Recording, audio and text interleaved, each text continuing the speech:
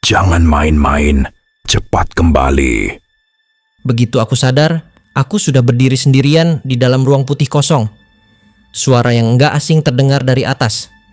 Apa kau sadar betapa repotnya aku mengurus kepulanganmu? Ini kedua kalinya aku masuk ke tempat ini. Bahkan aku yang pelupa nggak mungkin lupa dalam waktu sesingkat ini. Hei, jangan bilang kau sudah lupa namaku. Tunggu, santai dulu. Jelasin dulu situasinya. Maksudmu mengurus kepulanganku itu gimana? Jujur aja, aku emang payah nginget nama orang. Raja Kot terdiam sebentar. Lalu terdengar suara dia ngeklik lidah sebelum melanjutkan. Aku sudah menahan bawahanku agar tidak mengejarmu saat kau menginjak wilayahku. Aku juga menyuruh Nora untuk segera melepaskanmu daripada menyuruhmu ke penjara secepatnya. Tapi kau malah bilang mau cari tempat menginap. Kau sudah sinting. Lah, raja ini juga emosinya labil banget. Jadi Hunter benar-benar bikin aku sadar kalau perasaan manusia itu gampang banget naik turun. Raja, jangan-jangan kamu mengawasiku terus? Bukan berarti aku mau melakukannya. Entah kenapa, rasanya kali ini dia lebih galak daripada terakhir kali aku bicara dengannya. Emangnya aku salah apa? Aku cuma bilang mau cari oleh-oleh dulu sebelum pulang. Lagian, kenapa sih raja ini buru-buru banget nyuruh aku balik? Aku sama sekali nggak ngerti kenapa tiba-tiba dipanggil ke sini. Tapi dia lalu ngomong dengan suara yang ditekan, seolah lagi nahan emosi. Anak itu menangis. Alicia terus-menerus menangis. Semua gara-gara kau menghilang selama 6 hari. Aku langsung melotot karena nggak nyangka dia bakal ngomong gitu. Pas aku masih bengong, si raja malah makin ngamuk. Setiap hari aku harus melihat wajahnya yang menangis. Kau bisa bayangkan tidak betapa menyebalkannya itu bagiku. Setiap hari, saat kau tidur pula selama meninggalkan markas, dia menangis terus-terusan. Aku sudah sangat muak. Kenapa nggak kamu cuekin aja? Kau ini tidak punya hati apa?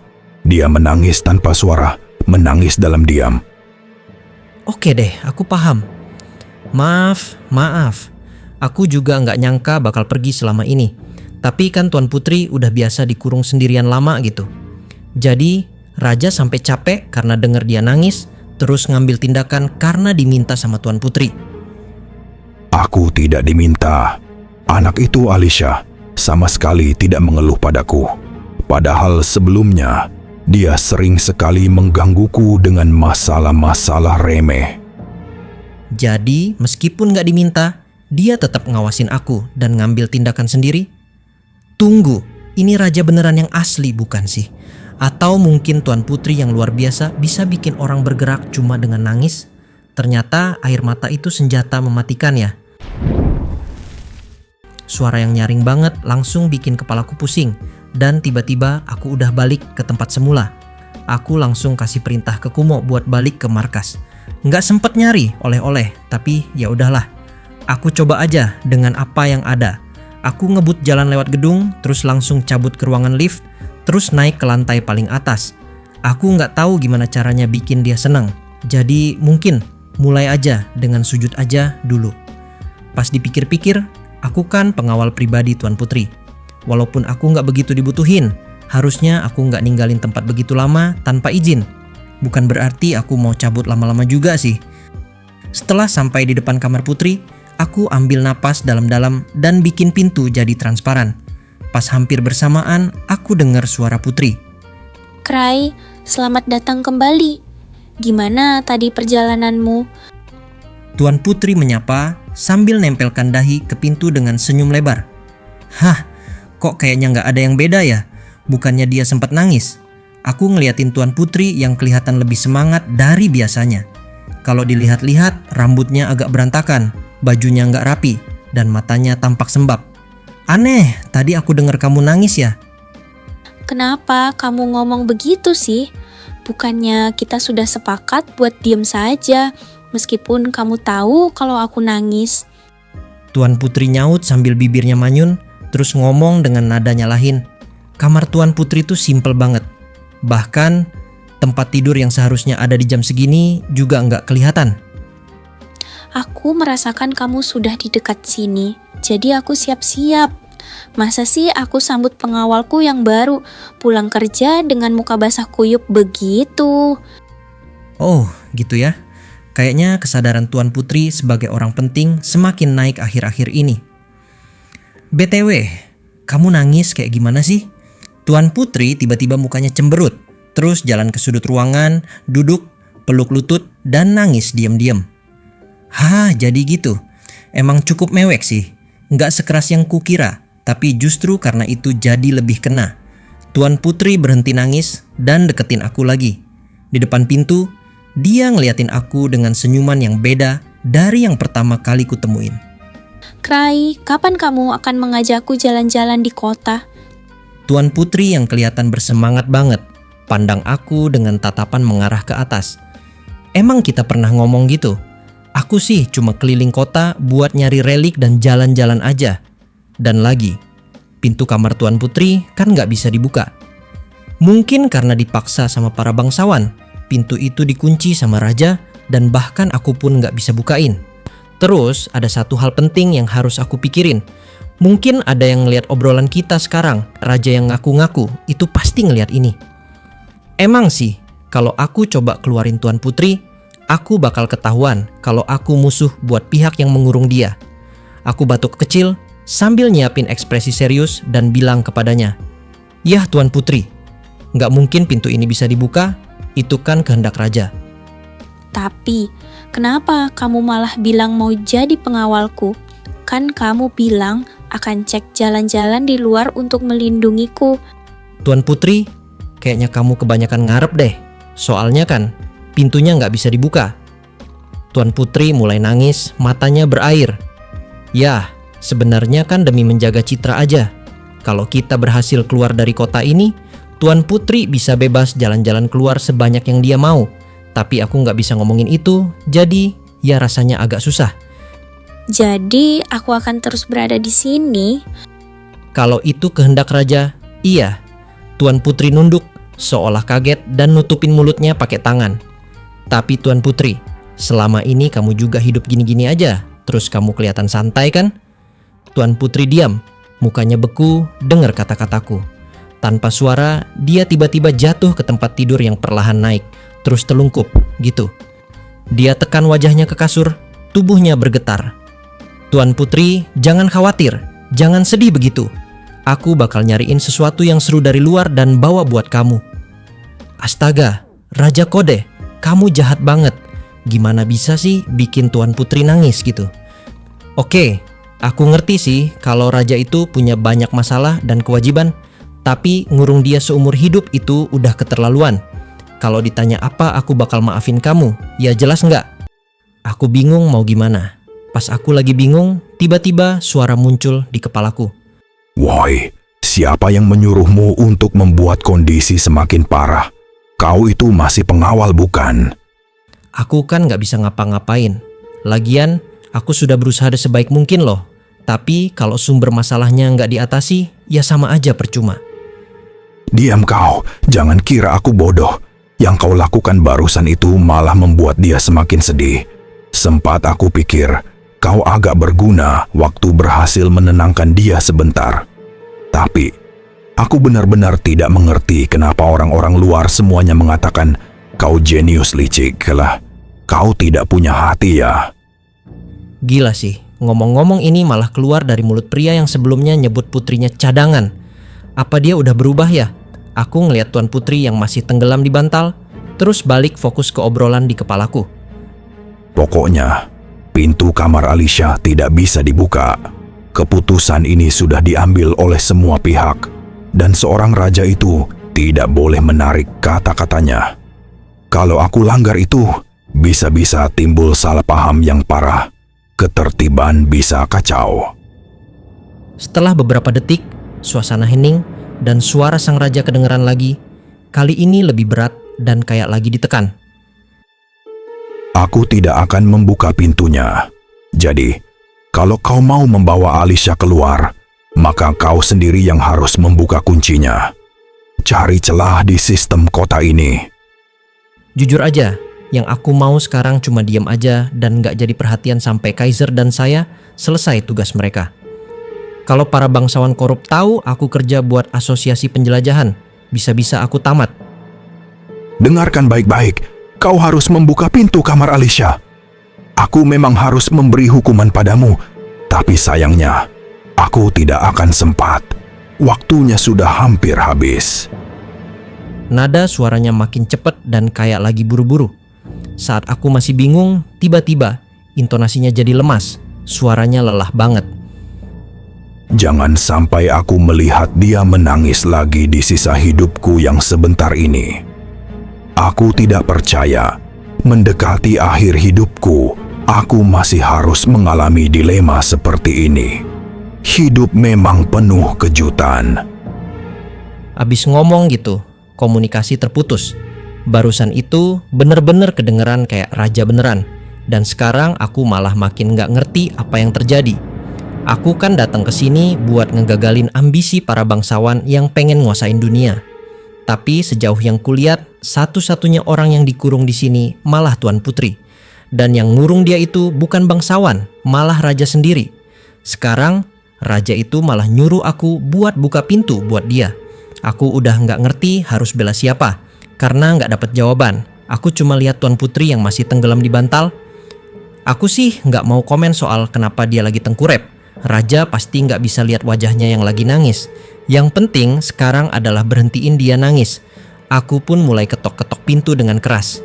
Ya udah Tuan Putri, jangan nangis gitu. Aku bakal buka pintunya. Tangisannya agak mereda, terus masih posisi tengkurap. Dia perlahan noleh ke arahku dengan suara lirih. Putri mulai berkata seperti ini kepadaku. Gimana caranya? Itu tidak mungkin. Lagi pula, tidak mungkin aku melawan kehendak Raja Kot yang maha absolut itu. Tuan Putri mulai nyaut dengan suara gemetar, agak ragu gitu. Iya, aku juga paham kok. Aku juga mikir kayak gitu. Aku pun senyum dengan gaya santai dan jawab penuh percaya diri. Tenang aja. Itu kan memang kehendak Raja Kot. Tapi kalau aku coba dulu, mungkin siapa tahu bisa.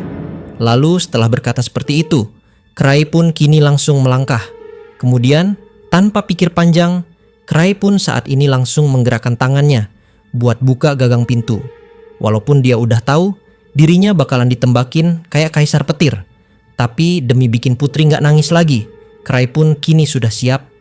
Lagian, Krai save ringnya masih pada penuh. Jadi, kalau cuma nahan tembakan beberapa detik doang, Krai pun sekarang masih berani. Kemudian, tepat setelah tangannya sudah ditempelkan, maka dia pun langsung membuka dan mendorongnya. Anehnya, percobaan asal-asalan dari Krai itu ternyata justru malah berhasil. Ditambah, tidak ada satupun sistem pertahanan yang aktif. Gara-gara itu, pintu pun kini langsung terbuka. Serta dia pun langsung mundur beberapa langkah untuk kasih tempat bagi Tuan Putri lewat. Menyaksikan semua hal itu di depan matanya, Putri pun awalnya cuma bengong, seolah-olah dia nungguin kata-kataku.